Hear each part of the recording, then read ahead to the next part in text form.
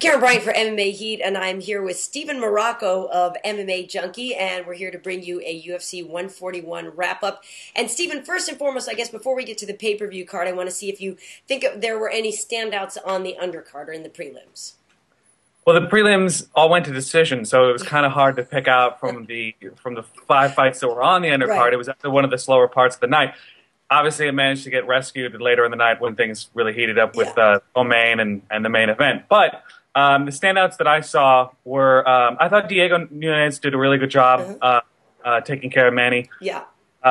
Jacob Volkmann, guys won 5 fights in a row. He's probably destined to travel the path of John Fitch in terms of his style and the way he controls people. But I can see that he's trying, at least, to, sort of cultivate that other personality, and I think trying a little bit too hard, if I can, be so bold to say that. I think jokes were terrible. The jokes, the joke, but he's trying. It's the thing that we get the sense that he's trying. Yeah. And that's probably why people are like, dude, relax. But he's trying. You got to give him that, and maybe you just use Chael Sonnen as right. Right. Well, it's interesting. I agree with you on Diego. And he even said in the post-fight interview it was a tough fight with Manny, and he kind of knew it. And Manny was very strong, and that he agrees that was a good hard fight. Also from the undercard, though, I want to mention Njokuani and Castillo, because a lot of people found that decision to be somewhat controversial. Danny kind of took it really hard that people considered it controversial. I thought Anthony did a pretty good job in that fight, and I can see how that one could have gone either way. Yeah, I do as well. Danny obviously took the first round. Yeah. Second round was definitely Njokuani's, but the third round was a little bit, touch and go. And I think Danny's wrestling obviously played the big factor, as it usually does. But I didn't see. I could have seen it going either way, but I think that Danny. I was okay with it when they announced Danny the winner. Right. And also, I do want to touch on, and maybe, I'm not sure if you heard this, talking to Ross Pearson after his fight, it was his debut at featherweight, he said basically he would love to fight the Korean Zombie. That's who he called out. What do you think? Yeah, I think that's an interesting fight. I was actually thinking for that would be a great fight for Nunes, because they're both guys who are building traction in the division. Right. And given the way that the division is going right now, we need to get a sort of a good line in behind Mendes.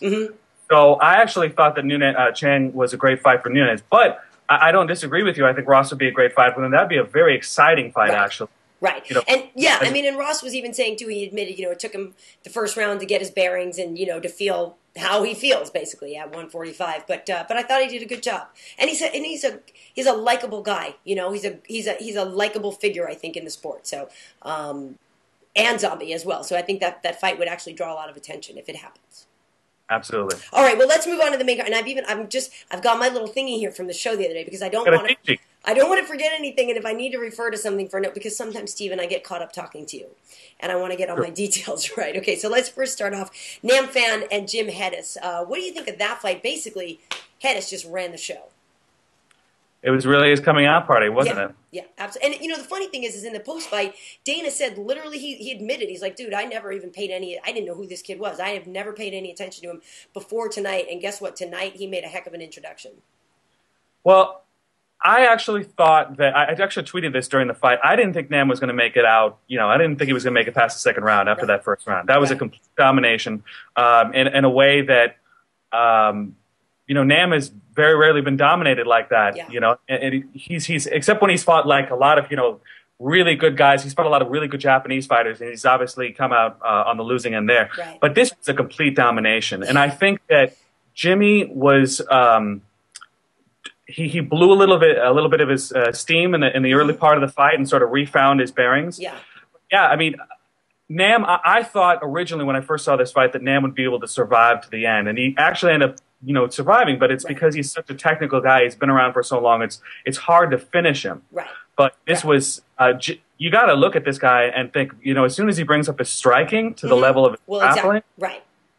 Yeah, well, there's something, and he trained. People may not know he trains with Frankie Edgar. And afterwards, Jimmy did say, he said, yeah, I kind of punched myself out in that first round, and he said he even fully admitted, his cardio is not where it needs to be, and that he hated that feeling of going that deep in a fight and not having enough to draw from. Because some people were kind of like, okay, well, why couldn't you finish him?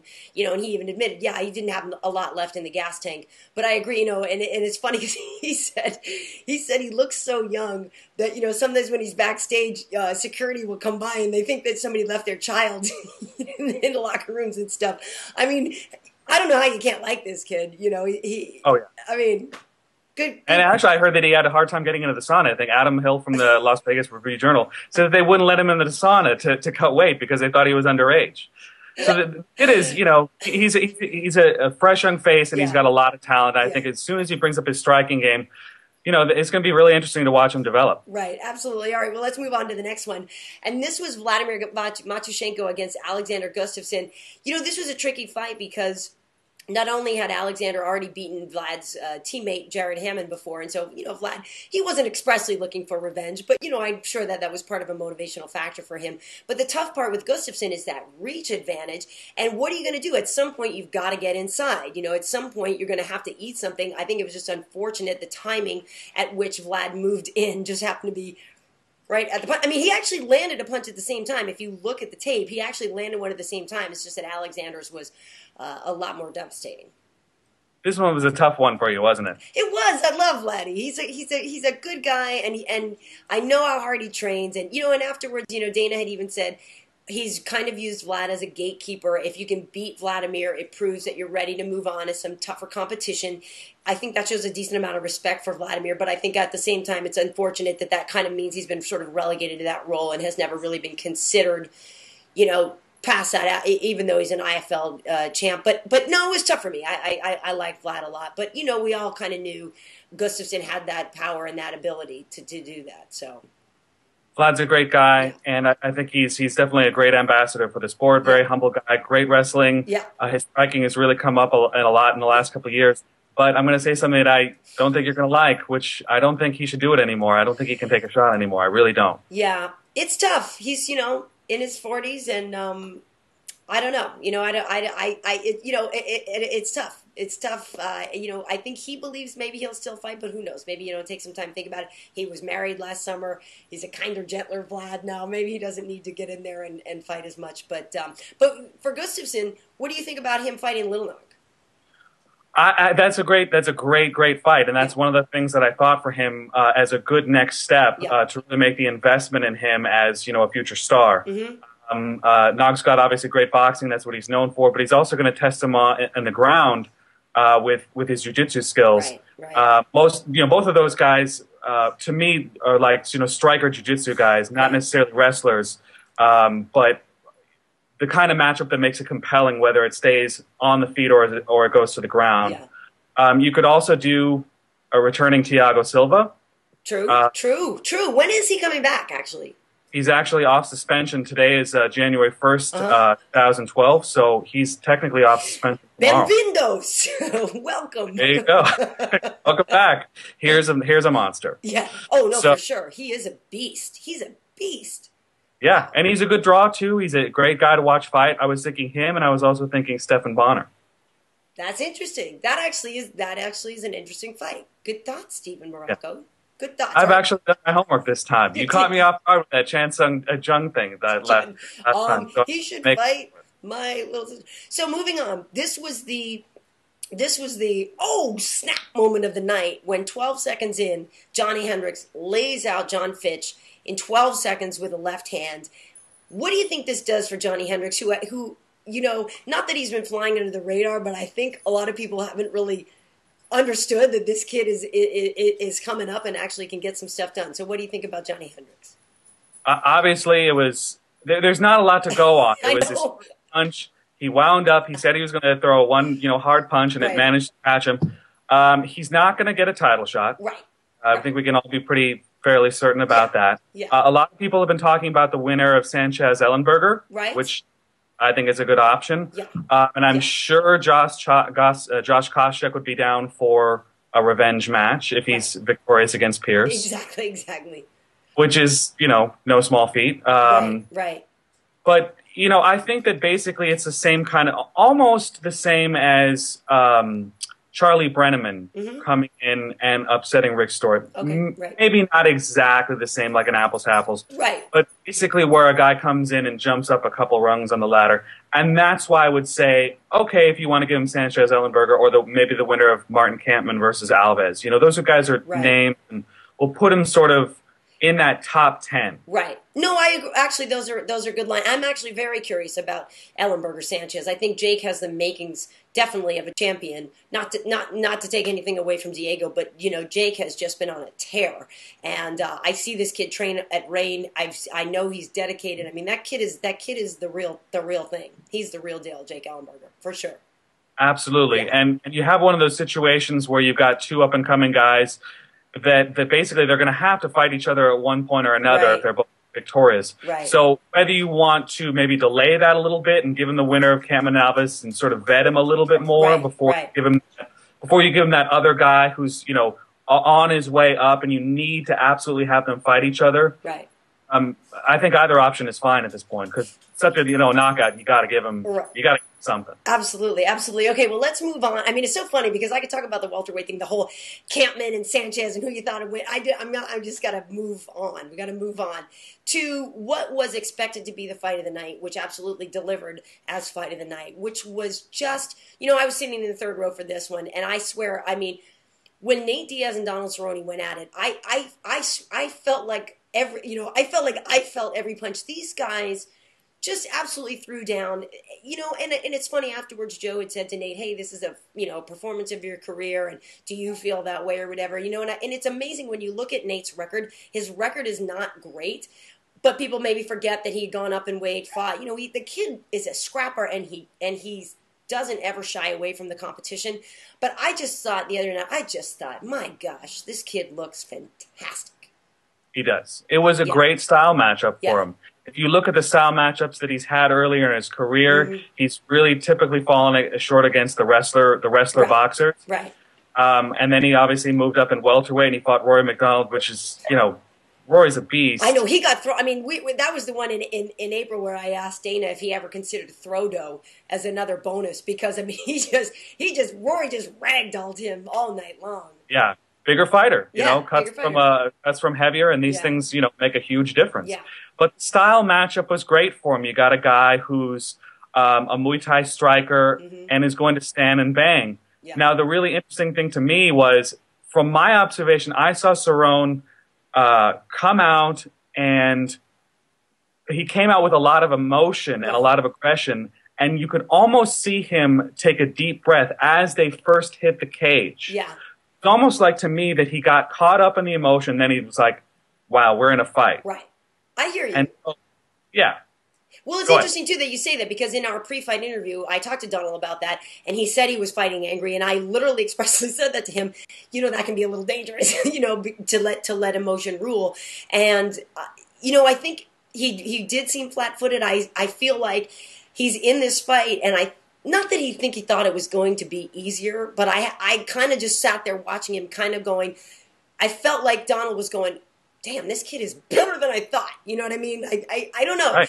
And afterwards, I saw Greg Jackson afterwards, and obviously he's very disappointed, and he said it was his fault, because I said, hey, you know what, that was a hell of a fight there, right there, and he said, nah, and he was just so disappointed and everything, and he said, that's all my fault. So, why was it his fault? I'm curious. Well, I don't know. Apparently, maybe he thinks I don't know if he meant in what he maybe told him in the corner, or what he meant, what they did leading up to this, even in the weeks ahead. I don't know. But Greg took it very personally. We should say this too, though, that Donald, that was the fourth fight this year for him, and he was on, I should check, but like a 6-fight win streak. Credit to him for this kid never says no, to a fight or whatever. I mean, and that was a very good fight, a very, very, very good fight, and I hope for Nate, I hope he keeps that focus and that dedication, because I think sometimes with Nate, he hasn't been as dedicated or what, I don't know what it is, but you know what I mean. When Nate doesn't look good, he looks bad. Do you know what I mean? But when he looks good, he looks great.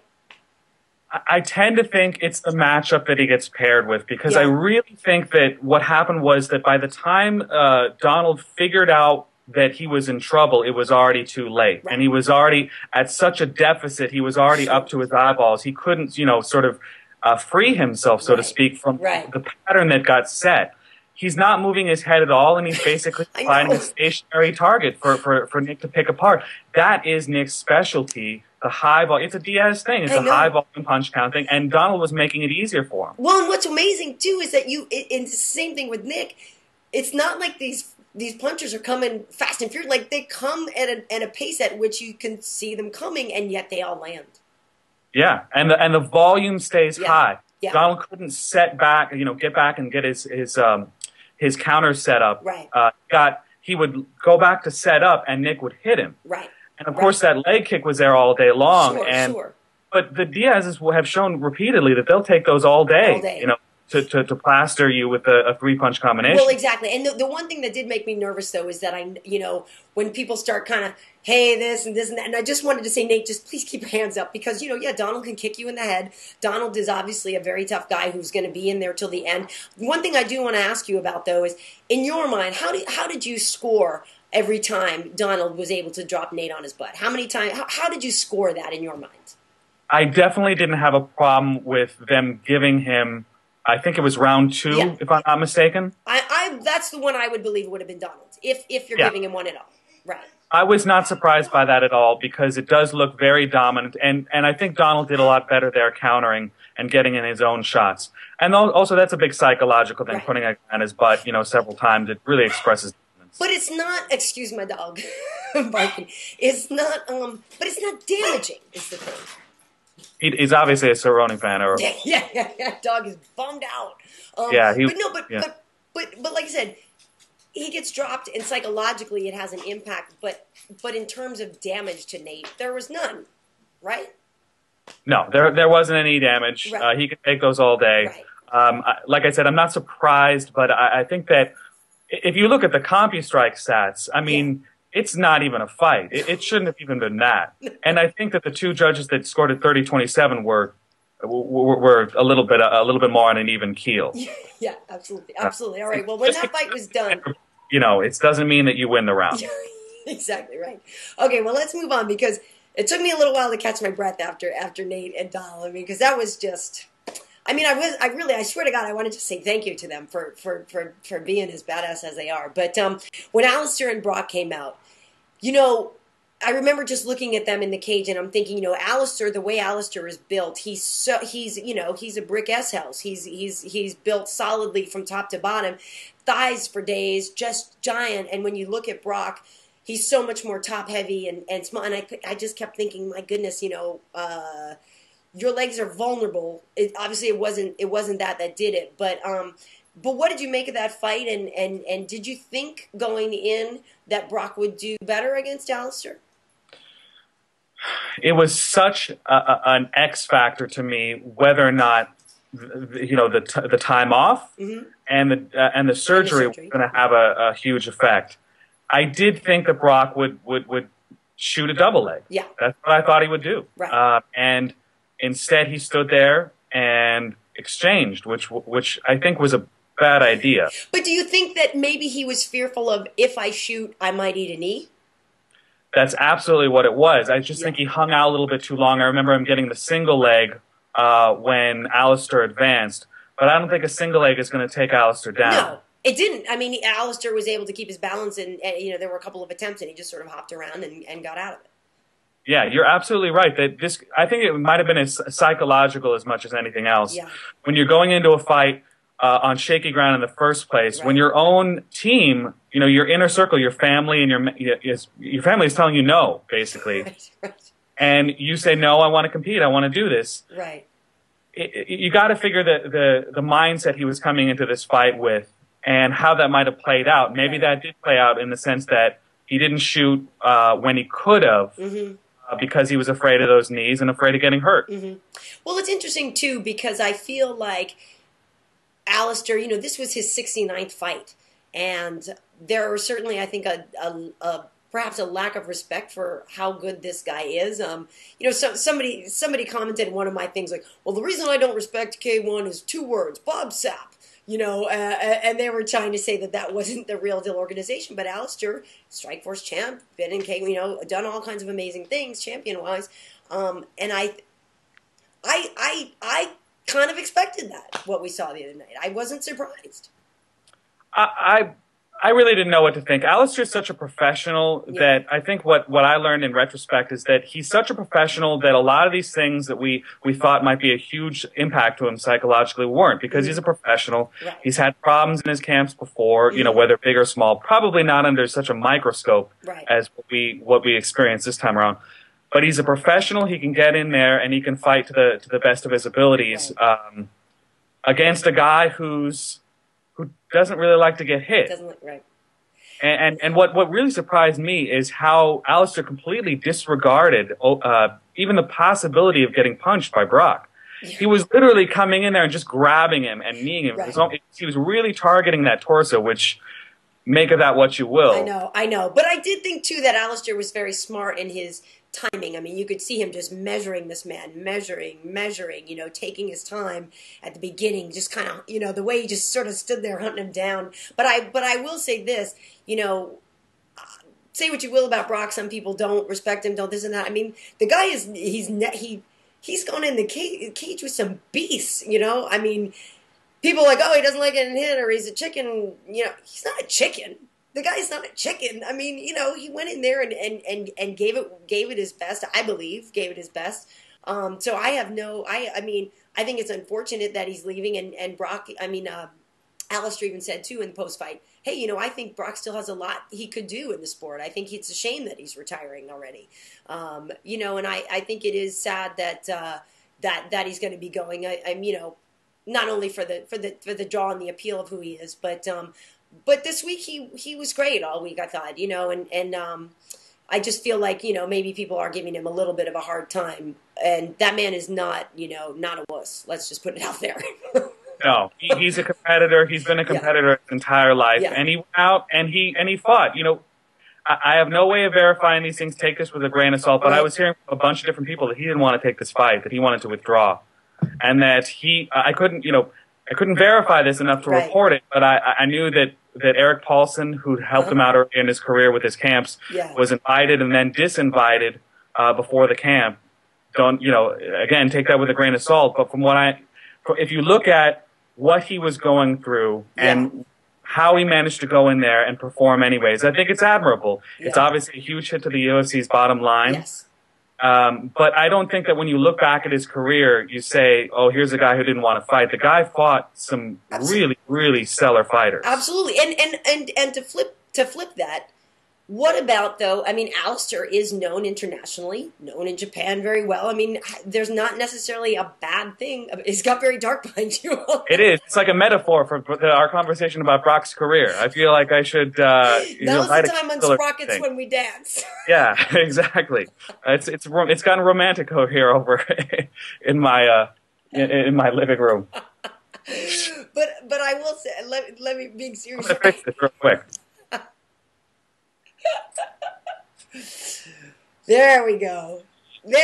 Much better. I didn't notice it before. It was slowly getting darker and darker. What happened? But I think maybe let's not underestimate the international appeal of Alistair. Yeah, he's obviously gone. I think his international appeal comes from his work with K1 because K1 is huge, exactly, Europe and Japan. So. Alistair has the potential to be the next big star. Right. I think he's already got a certain level of stardom right now, but only serves to benefit from the UFC promotional machine. Mm-hmm.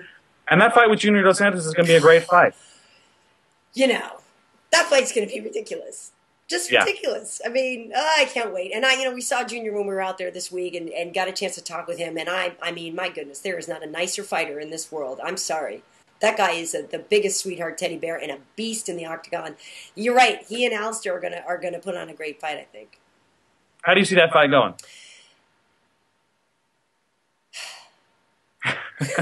Big moment. I believe JDS's boxing is top notch, and I think that's going to make a big impact. and I believe he is more cardio ready for a longer fight if it takes that. That being said, I don't know how his midsection is with knees. I think JDS has the potential to be a champ though for quite some time. I think he's terrific. I think you should expect to see a lot more kicks from Alistair. Yeah. And also more of Junior's ground game.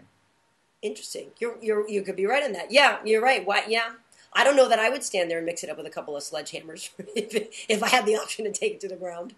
He's not going to sit there and take kicks all day. And if Alistair kicks you in the leg, you're going to feel it, or the body, as we saw this past week.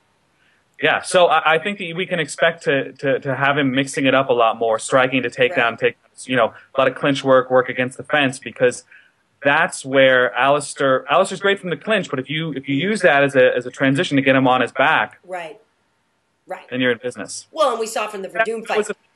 That was the thing with Brock, right? I mean, if Brock in a perfect world would have taken him, stuffed him against the fence, and used that to transition and take. Yeah, no, I know. No, you're right. Well, and we saw that, when he fought Verdum, Alistair, I mean, he's no fool. He knew you don't want to go on the ground with Verdum. He just never did. He just never went there. Obviously, I think Verdum is superior to JDS in the BJJ, but you're right. That could be something. I hadn't thought of that, Steven. All right, that's what I'm here for. I'm here to educate and also to illuminate the darkness around me with my ghost-like skin complexion. Yes. Hey, so January is a big month. Next week we've got Strikeforce. T. Woodley's back in action. Keith Jardine fighting for the title. Who knew? Against Luke Rockhold. King Mo's back in action. Then we got a lot of activity in January. So you and I are going to be busy, my friends. Oh, we are. Cool. Well, thanks for talking with me today, Steven, and thank you again for your insight. Obviously we can read what you do over at MMA Junkie, and you do great work there. So thanks for taking the time to join us here at MMA Heat. Thank you. All right. See you next time.